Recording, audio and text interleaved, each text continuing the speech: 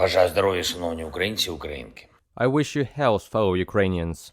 First, a few summaries of the visits. The key scene is new defense agreements, new packages. There will be more artillery and more joint production with our partners. We use every meeting and every day to provide more capabilities to our warriors. I'm grateful to all our partners who help us in the way we need and in a timely manner without delays. We had good talks in Albania, as always principled support, and not only in terms of our bilateral relations, but also in terms of how to make the dialogue with those states that are still reserved in their support more meaningful. Mr. Prime Minister Rama, thank you once again. This was already the second Ukraine-Southeast Europe summit.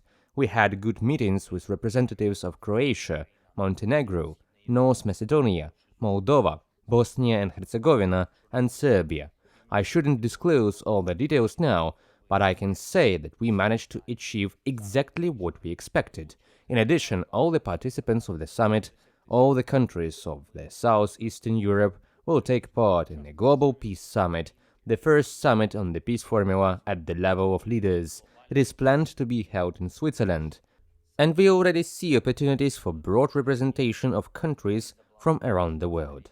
It was about a just peace, about the first summit of leaders of the peace formula, about opportunities in the world today to decrease chaos and destruction that the Crown Prince and I talked about in Saudi Arabia. It was a very profound, positive conversation. I am grateful for the attention to Ukraine and for the advice.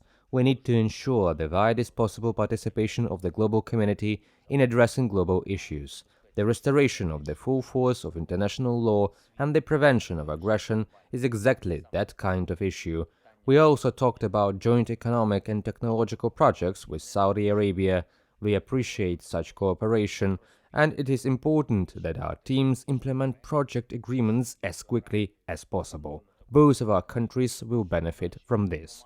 I also held a meeting on the European direction, our relations with the European Union, the talks for this year, integration in general, and specifically on relations with our neighbors in the European Union. Our priority is clear. All existing agreements must be implemented, and every word that is spoken must be put into practice. This is exactly the approach Ukraine is taking on the European direction, and it is thanks to this that we have already achieved historic results. This year should be a time of real negotiations on accession. We can start as early as spring and take the first negotiation steps. This year should also be a time of maximum pragmatism in relations with our neighbors. Everyone sees that Russia is not going to stop. They in Moscow want an arms race and new waves of destabilization. All of us in Europe need to realize this clearly. If the freedom of one falls, the freedom of all the others will not withstand either. This is the reality. We have to defend ourselves, and we can defend ourselves. We must achieve our common goals. I thank everyone who helps. I thank everyone who is at combat posts, on combat missions in battle right now.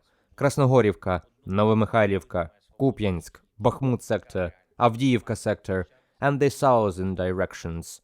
It is worth remembering that global stability rests solely on the courage and dedication of Ukrainian warriors and our entire nation. It is Ukrainian names that are mentioned in the frontline reports, but everyone understands and sees that Putin's intentions are much broader. A world in which terror wins would please no one, which is exactly why Putin must lose. Our people in Ukraine are capable of ensuring this with sufficient support. Support with what the world already has in its weapons depots, in the norms of international law, and in the minds of its leaders. Glory and gratitude to all our heroes. May the memory of each of our warriors, every Ukrainian man and woman who gave their lives for the sake of Ukraine, be bright and eternal. Glory to Ukraine.